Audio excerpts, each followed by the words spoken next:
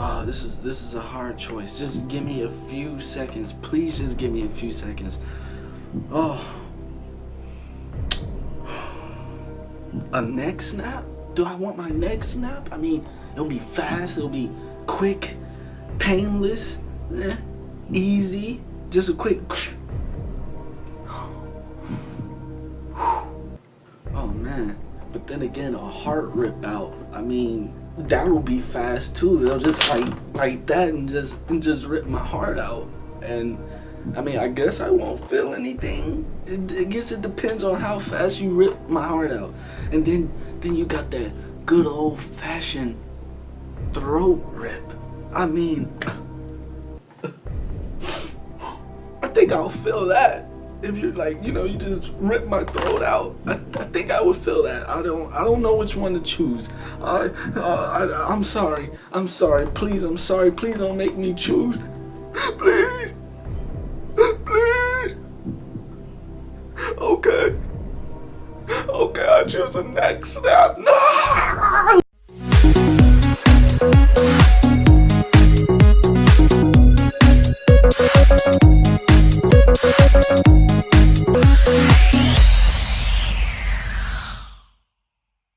What is going on, you guys? Thank you for joining me again on Christopher's Couch. I am Christopher, and today I will be reviewing the Vampire Diaries Season 8, Episode 3. It was a long title. Let me take a look at my notes. You decided that I was worth saving. You decided I was worth saving.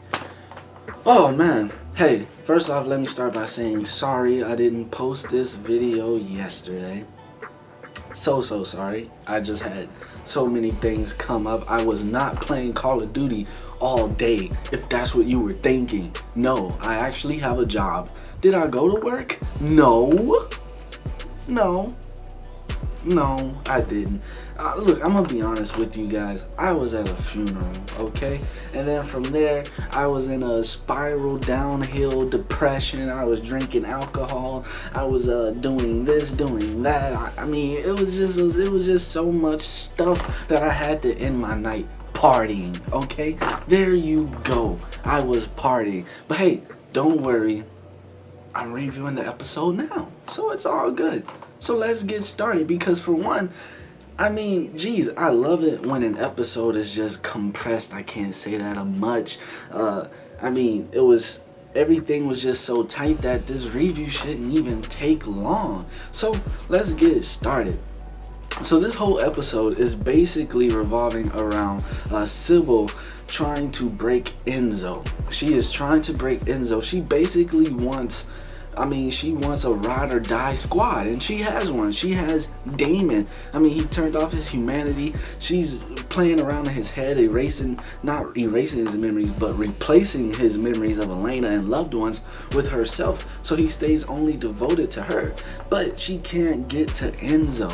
I mean, the guy was tortured for 70 years, so I mean, his psyche is really built up. I mean, I think Jean Grey and Professor H would have trouble getting into this man's head. Hey, but whatever. So she's basically trying to get into this man's head, and she wants to break him. She wants them to be completely 100% loyal to her, but they can't do that because they share Enzo and Damon share a bond together, and that bond is Bon.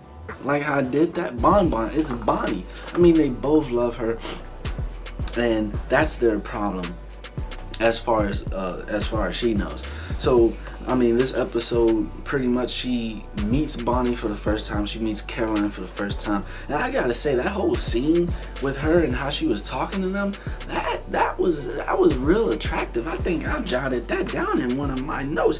Yeah, I said she is attractive as fuck. You wanna see it? Attractive as fuck. Because she is. I mean, geez. Was she using an accent? I couldn't tell. Her voice is just naturally sexy. Anyways, so she meets them, and she pretty much talks to them for a while, and basically she gives Bonnie an ultimatum. She's like, hey, I'm gonna need you to choose one of these brothers. I'm sorry, I said brothers. I'm gonna need you to choose one of these loved ones, one of these guys that you love. Either Enzo or Damon. Now, earlier in the episode, somewhat in the beginning, she pretty much, Sybil sends Damon to go kill Bonnie because she says, hey, Bonnie is your link, Enzo, so I'm gonna need her dead. Damon, go do that. So Damon went to go do that, but he couldn't. One, he was overpowered by the two girls, Bonnie and Caroline. And two, he still has a connection to Bonnie, which Sybil finds out. So that's why now she's developed this plan where these two guys are gonna fight like, not civilized, man. No, like gladiators from back in the day. Yeah. So, and then she tells Bonnie, if you don't choose one, they're gonna fight and they're gonna have to kill. One of them's gonna end up dead. The other one is gonna be alive. And so that's her plan with that. We have Rick, who's still trying to figure out what that weapon was that he found, which he finds out what it is. Thanks to the help of his student. I should really learn her name so I can start addressing her by her name. But they were referencing it as what do you call it? A pitchfork that was used way back in the day before the pitchforks was 3 stems or whatever. But back then it was only 2, and the student was saying something like pitchforks were used back in the day to separate the good herd from the bad herd or something like that. It was some shit like that. I don't know. But so they think that that weapon could be used to stab her and possibly kill her. But later on you find out the weapon is actually, have it in my notes, a tuning fork. Thank God for these notes. A tuning fork. And he found that out because his girls, the twins, were actually playing with it, and they ended up dropping it, and it produced such a loud sound that it was actually hurting their ears. So I'm thinking maybe it's, well, I don't know. I'm confused because the twins were affected by the sound, but Rick wasn't. The twins were all like, it hurts, make it stop, but Rick wasn't. Which, when I saw that, made me believe that maybe only supernatural beings would be affected by it. But then when Rick used it later on in the episode to save everyone from Sybil, it seemed like only she was affected by it. So I don't know. I guess we'll have to find out more about that weapon. But so he was trying to figure that out. Damon actually calls Stefan, and he's like, I need you to save me.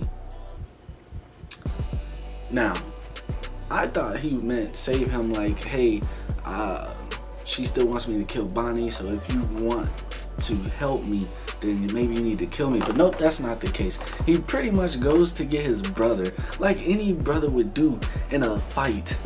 He went to get Stefan so they can jump Enzo. Funny, right? I mean, it happens in the real world. Little brother needs help fighting somebody. You get the big brother, you both jump him. I mean, I've never been jumped because I'm a likable guy. I mean, he brings him there to help him jump him. And it's like, Enzo's like, what? Really? You couldn't do this by yourself? And I was just like, I feel like Damon could take Enzo for sure. But pretty much at 3 o'clock, they're gonna fight, and Stefan wants Damon to help him kill Enzo. And Stefan's like, no, I can't do that. I mean, if I kill him or if you kill him, Bonnie's gonna be real upset with you. Enzo, if you kill my brother, Bonnie's gonna be real upset with you. I'm gonna be real upset with you. It was like, honestly, that whole scene with them, I actually enjoyed that. I mean, it seemed like a triple threat type of thing. You had 2 guys going head to head, but then you had a middleman who's trying to keep this guy from killing this guy. And I like that whole scenario. I like that whole scenario that Sybil put them in. Like, she put them in a, can't win, can't lose situation. You know, everyone cares for everyone. Bonnie cares for Enzo. Bonnie cares for Damon.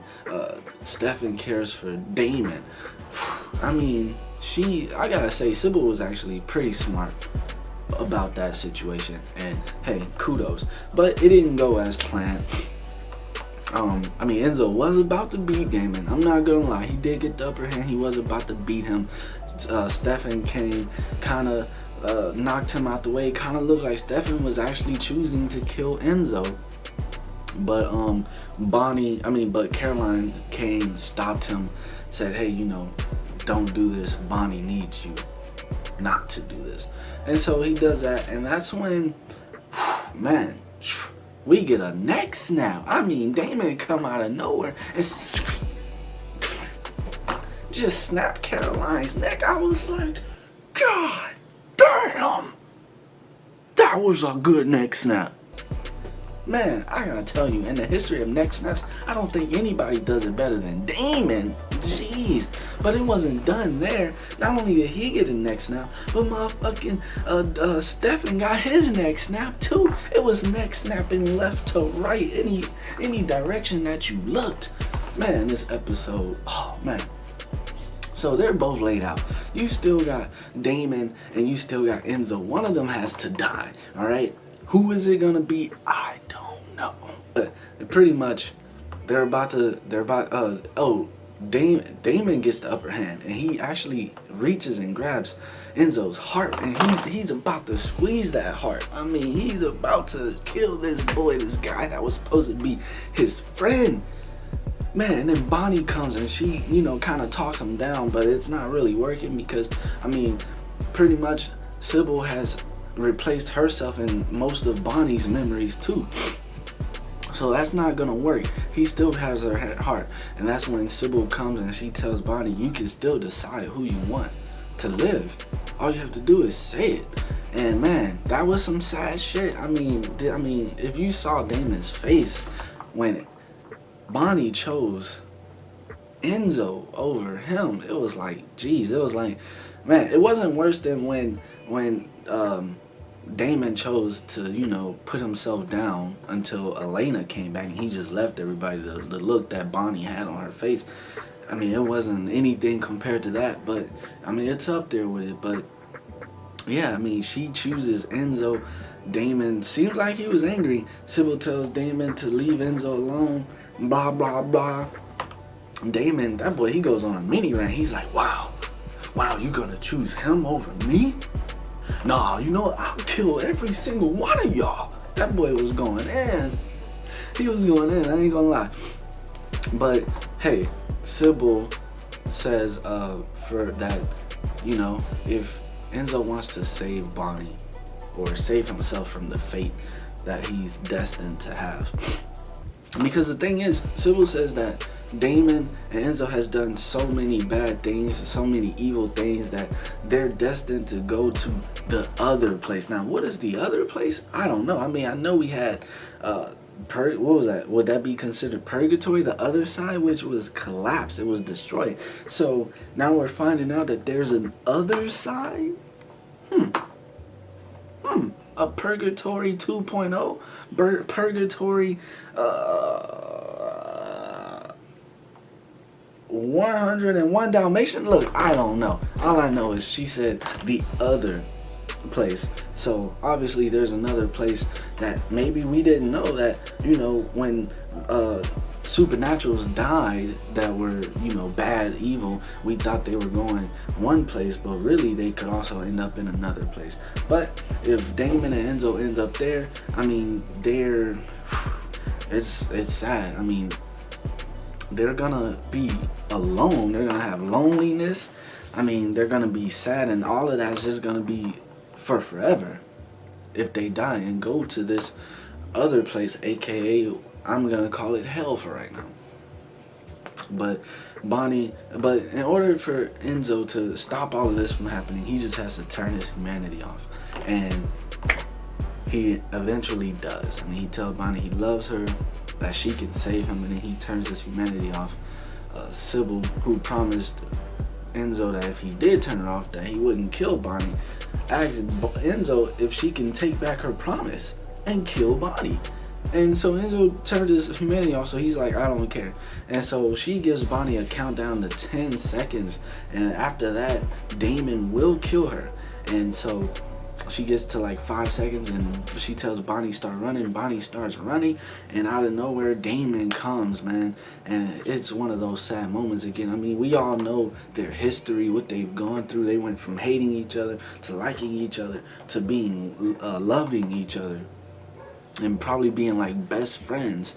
So I mean, you feel real sad. I mean, you see it and you feel like, man, Damon is about to kill her. But he gets saved. Bonnie gets saved. I mean, well, let me start by saying Damon gives her the option of how she wants to die. You know, either neck snap, throat rip out, or heart rip out. And then then Bonnie gets saved by Rick, who hits Damon with his car. And then Sybil comes out of nowhere. She's like, who the fuck are you? Who the fuck are you? That's what she's like, who the fuck are you? And he uses that tuning fork, makes that sound, and then she goes down for the count.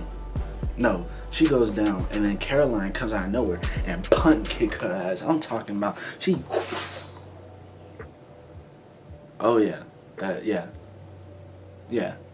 she went far. No, she just punt kicked the fuck out of her face. And so they capture her. Damon, he ends up leaving. He says a few words to Stefan. I didn't even understand that. Applesauce, baby sauce, something like that. Is that code for something?